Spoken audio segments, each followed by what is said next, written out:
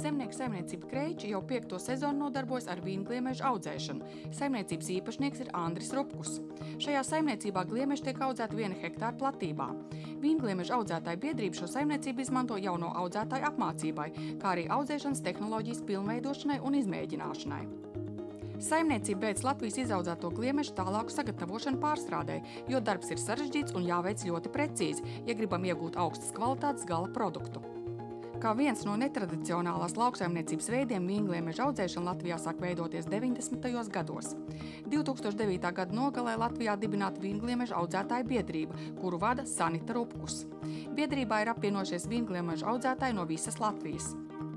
Biedrības mērķis ir atrast veidu, kā no Latvijā audzētiem vīngliemežiem iegūt produktus ar izcilu labām garšas īpašībām, panākt šo mīkstmiežu gaļas un tālākas pirmapstrādes iespējas, kā arī sekmēt vīngliemežu audzētāju izaugsmi un nozares rentabilitāti. Biedrība katru gadu rīko seminārus kā jau esošajiem biedriem, tā arī interesantiem. Pašlaik Latvijā jau ir vairāk nekā 10 audzētavas, kur platība pārsniedz 1 hektāru. Šādas audzētavas ir sastopams gandrīz katrā Latvijas reģionā.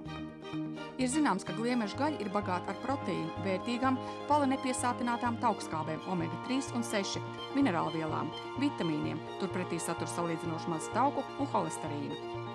Latvijā pašreiz ir radušies priekšnoteikumi sekmīgai vīngliemežu audzēšanas attīstībai, jo pēdējos gados Eiropā strauji pieaug pieprasījums pēc kvalitatīvas vīngliemežu produkcijas, un Latvijas gliemežu audzētājiem ir reāls iespējas savu produkciju eksportēt.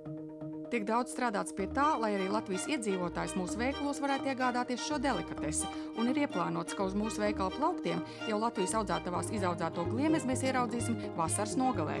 Pie tā daudz strādā biedrības valdes loceklis Uldis Smiltiņš.